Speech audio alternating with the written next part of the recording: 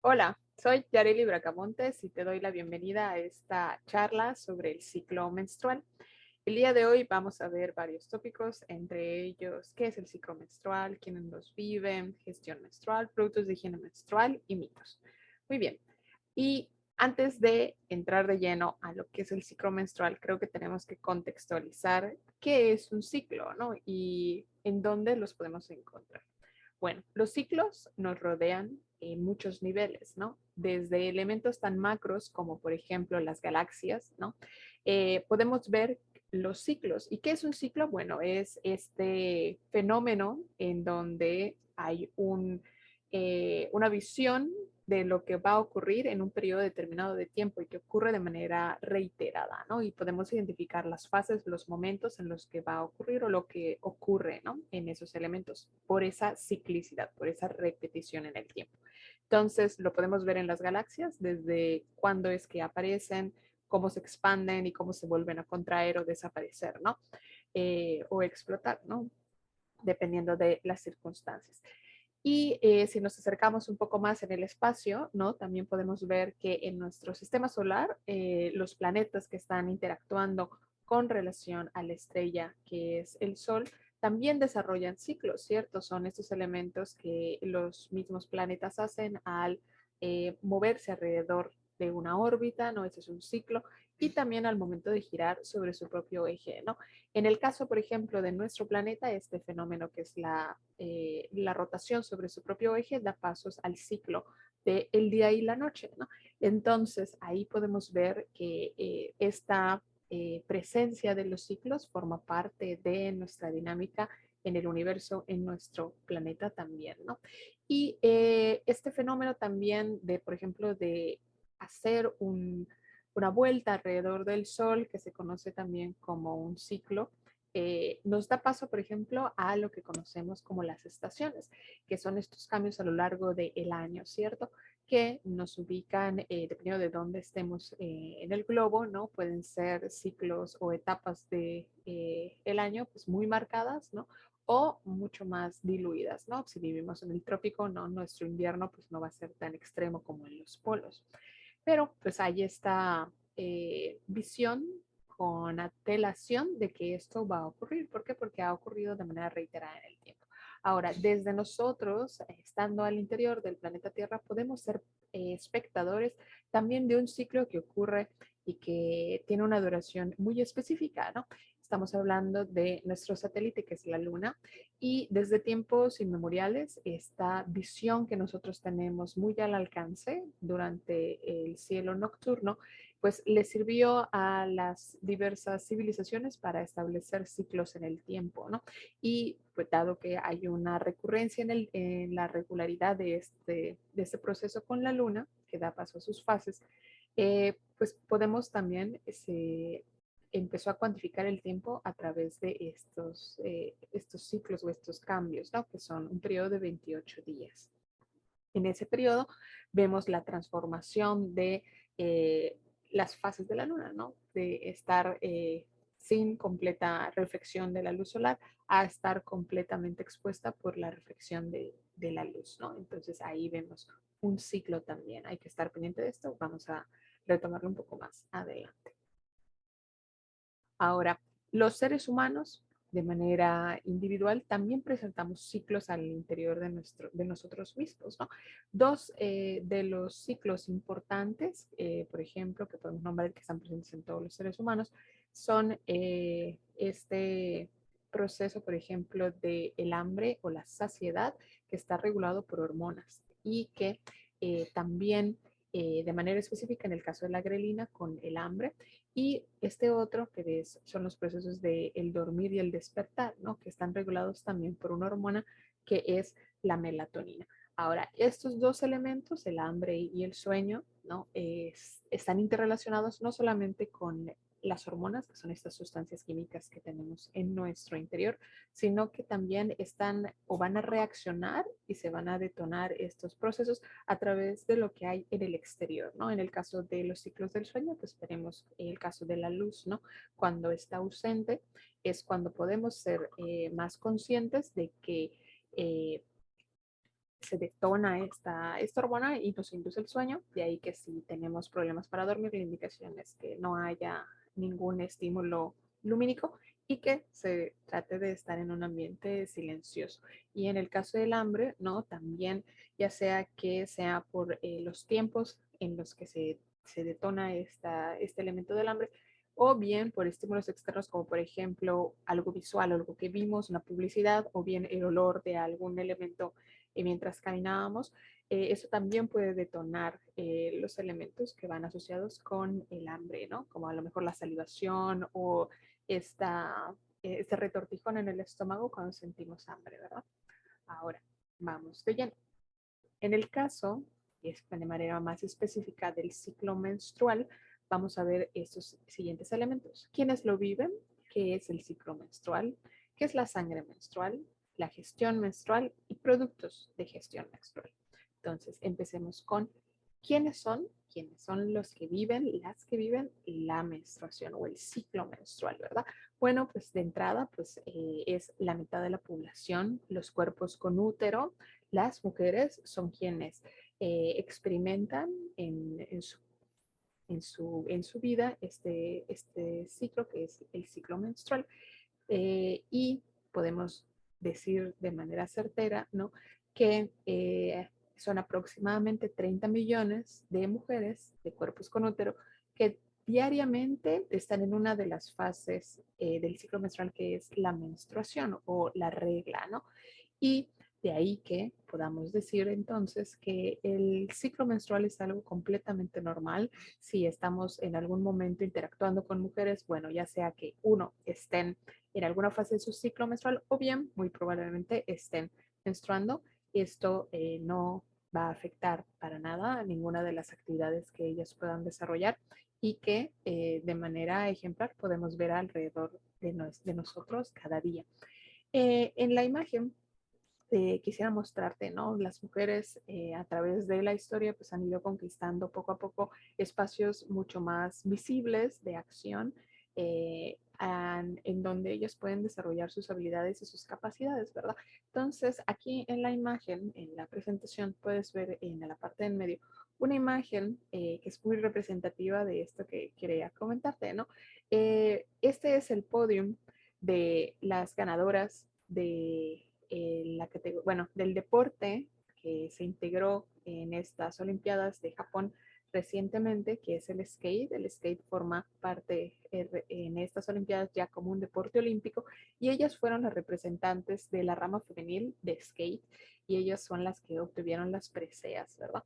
Entonces, estas adolescentes, porque uno de los elementos remarcables de este podio es que fueron el podio más joven que hubieron en las Olimpiadas, ¿no? La participante más joven tenía 14, 15 años, ¿no? 16 también. Y este podio es de mujeres, de adolescentes, que están alcanzando el nivel máximo de desempeño dentro de un deporte a nivel olímpico y que, como comentábamos, al ser mujeres, bueno, en su proceso de entrenamiento, pues están conviviendo y alcanzando altos niveles de estándar de rendimiento, pero al mismo tiempo están experimentando en sus cuerpos el proceso del ciclo menstrual, como muchos otros procesos a nivel corporal, y que en algún momento de sus entrenamientos, a lo mejor dentro de las competencias, también están en una fase de menstruación lo más probable, ¿no? Entonces, esto para que tuvieras en cuenta, ¿no?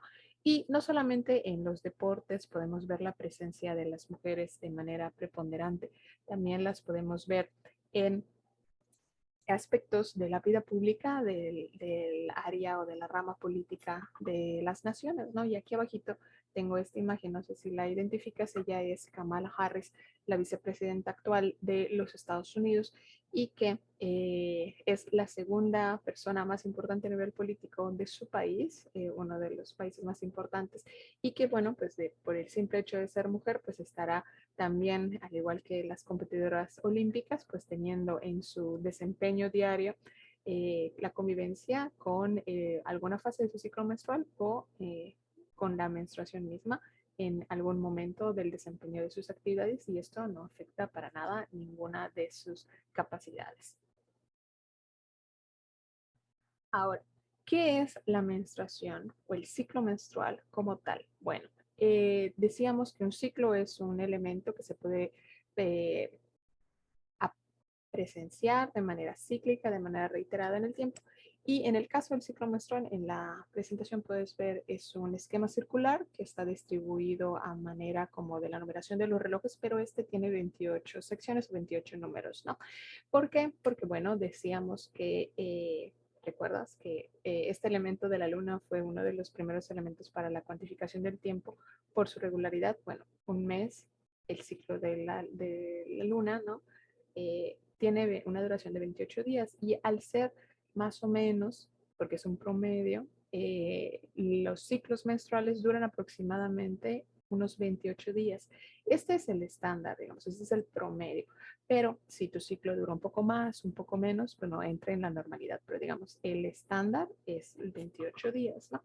Y el mismo nombre del ciclo menstrual, pues nos refiere también al nombre del mes, ¿no? Entonces está asociado a esta aparición en el tiempo de una duración aproximadamente de 28 días, ¿no?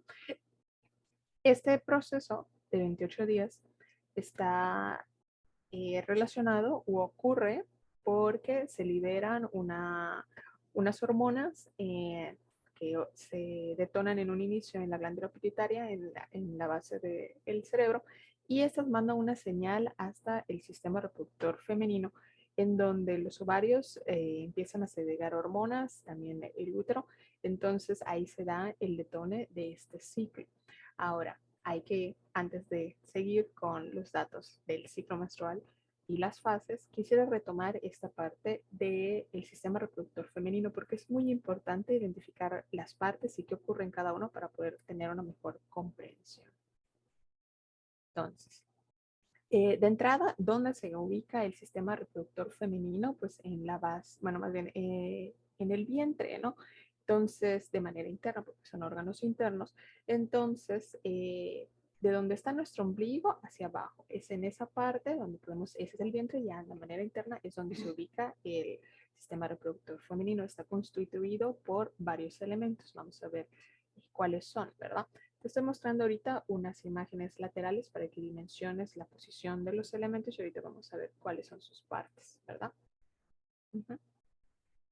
Primeramente, el útero es este órgano que tiene forma como de preinvertida y que en su interior es hueco. Y este es el en el que se va a llevar a cabo el desprendimiento del endometrio, ¿no? Que es lo que va a dar luego paso a la evacuación de este tejido y lo que va a dar paso a la menstruación o la regla, ¿verdad? El útero. Luego tenemos esta parte que es la vagina. Esto es muy importante porque a mí me ocurrió que durante mi proceso educativo, ¿verdad? En los libros de texto o en las clases, los profesores y las profesoras hacían referencia al nombre de vagina como el órgano externo, los órganos o la parte externa del cuerpo o del área, ¿no? Del cuerpo femenino.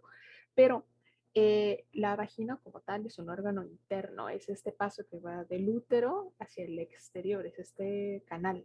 Entonces, esa es la vagina. Vamos a ver después de ver los órganos internos cuál es la vulva y las partes para que quede muy claro esta parte, ¿no?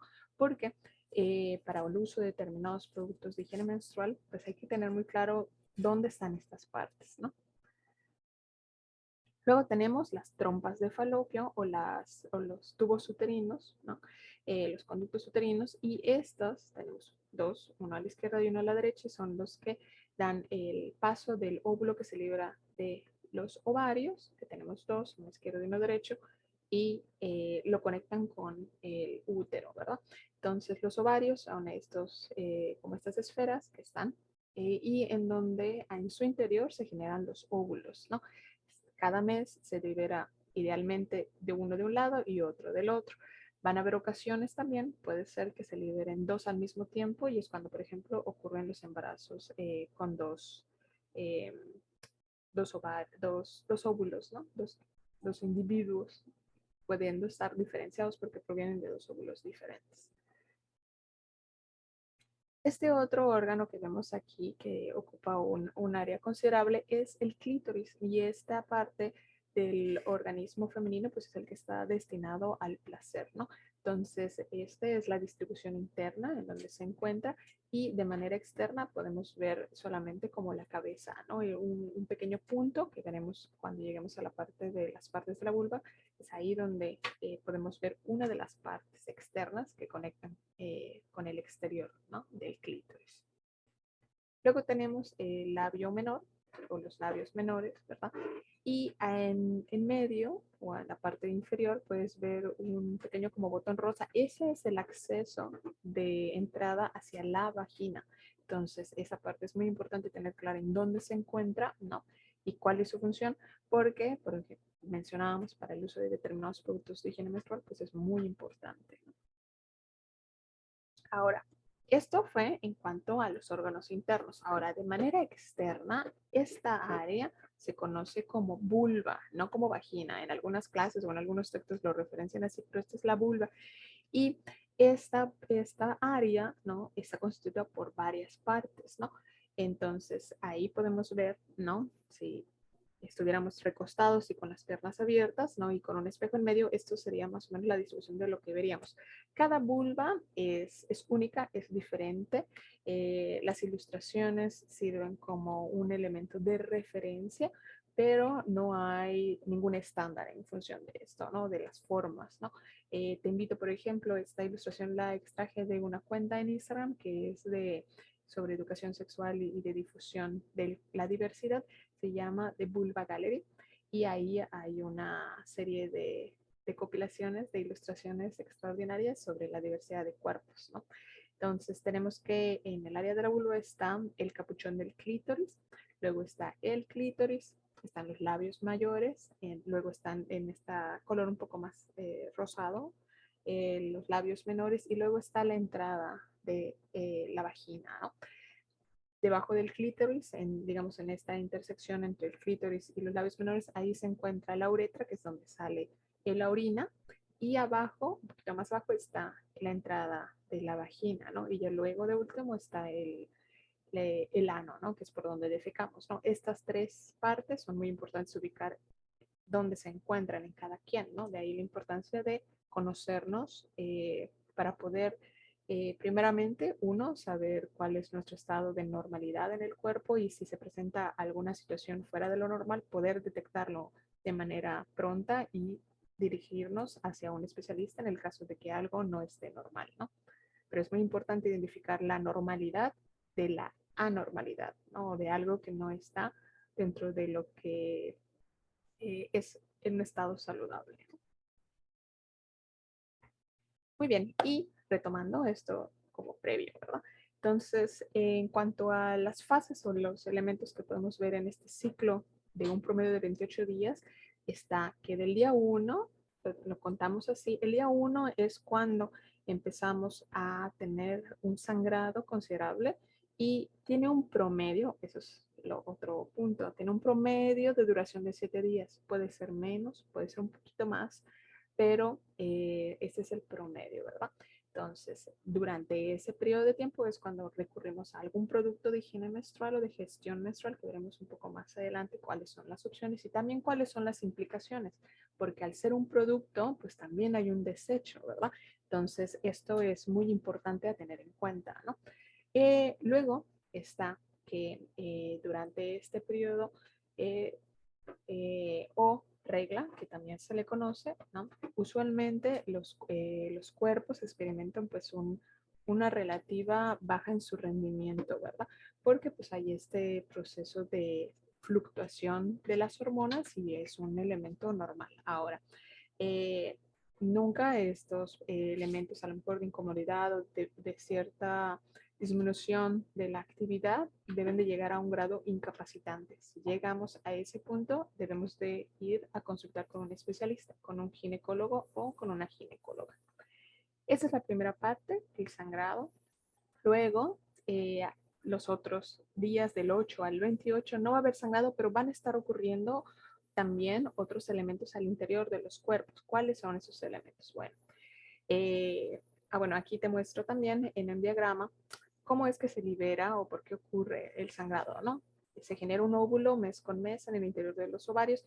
Este óvulo es liberado, viaja por las trompas uterinas. Si no encuentra ningún espermatozoide dentro del útero, pues el endometrio es liberado y esta liberación baja como un sangrado, que es lo que vemos mes con mes. Luego, después, pasados los días del sangrado, alrededor del día entre el 11 y 21, ocurre lo que se conoce como la ovulación, ¿no? Que es esto que mencionamos. Se genera después la maduración de un óvulo y entre estos días es que se va a liberar ese óvulo, ¿no? En este proceso de ovulación, el cuerpo, por esas fluctuaciones, va a presentar mucha mayor capacidad física, de capacidad intelectual, de creatividad. Es cuando a lo largo de este ciclo podemos tener mucho más rendimiento y también mucho más conexión con el exterior, ¿no? Dentro del proceso de la ovulación, usualmente en algunos textos menciona que es en este momento del día 14, que de nuevo es un promedio, es cuando ocurre esta liberación del óvulo, pero en realidad es un espectro mucho más amplio, ¿no? Y como les comentaba, van a haber meses en los que a lo mejor no se libera un óvulo, se libera uno o se liberan dos o cambia el momento en el que se liberan. Actualmente hay test para saber en qué momento exacto del mes se están dando esos procesos o bien otra manera de poder tener una certeza es acudir con un especialista y que haya un ultrasonido sobre el sistema reproductor para que la persona, el especialista, pueda determinar si ya está los ovarios en proceso de liberación o todavía no.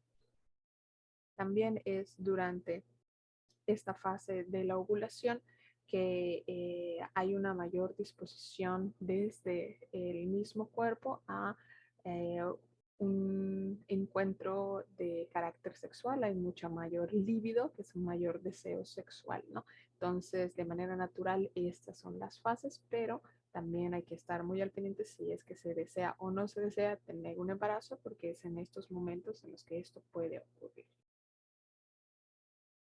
Ahora, ¿qué pasa con los otros días donde no ocurre una liberación del óvulo y no hay un sangrado? Bueno, del día 8 al día 10 son días entre comillas infértiles porque pues no se supone que no están estos parámetros de la liberación del óvulo y del día 22 al día 28 va a haber una fluctuación, un cambio en cuanto a la cantidad y la cantidad de hormonas, ¿no? eh, en esta gráfica podemos ver, ¿no? Son varias hormonas que están funcionando y que están interactuando durante el ciclo menstrual, pero digamos las dos más importantes son el estrógeno y la progesterona.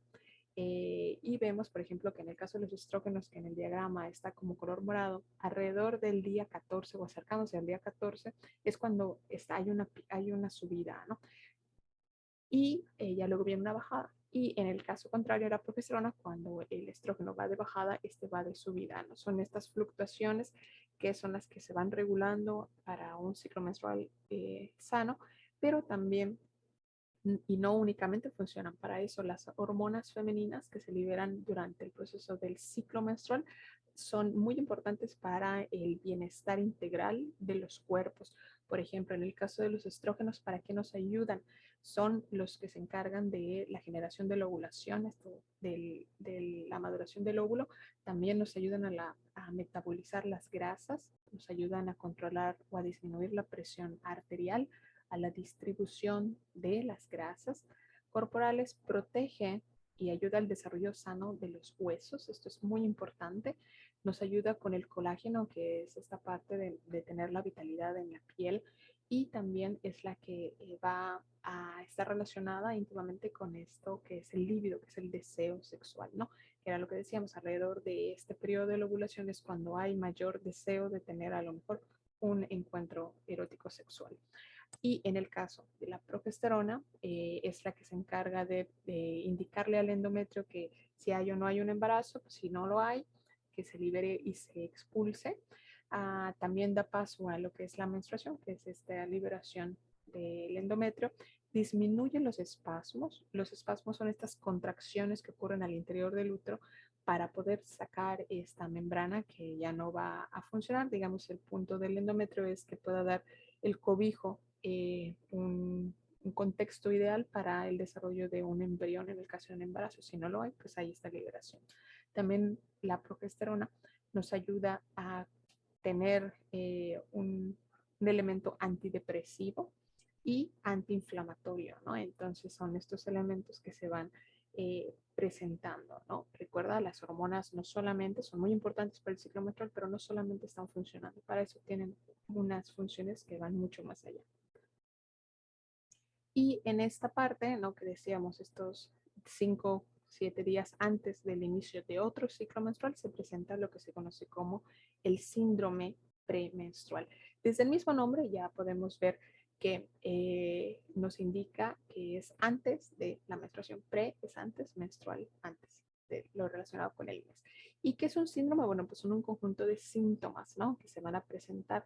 Y estos tienen dos elementos, ¿no? Son elementos tanto emocionales como físicos. Y cada mujer, cada individuo va a tener un conjunto de síntomas diferentes. Los enlistados aquí son los más recurrentes, pero de ahí que te hago la extensa invitación de que hagas un registro sobre cuáles son estos sentimientos y también reacciones fisiológicas que tú vas detectando a lo largo de tu ciclo menstrual y de manera mucho más importante a unos días del inicio de un nuevo ciclo menstrual. ¿Cuáles son estos elementos? Bueno, pues se puede presentar la tristeza, ¿no? Estamos mucho más sensibles si vemos a lo mejor alguna película, puede ser que nos conectemos mucho con la emoción que se está presentando y lloremos o estén muy a flor de piel con las emociones, ¿no?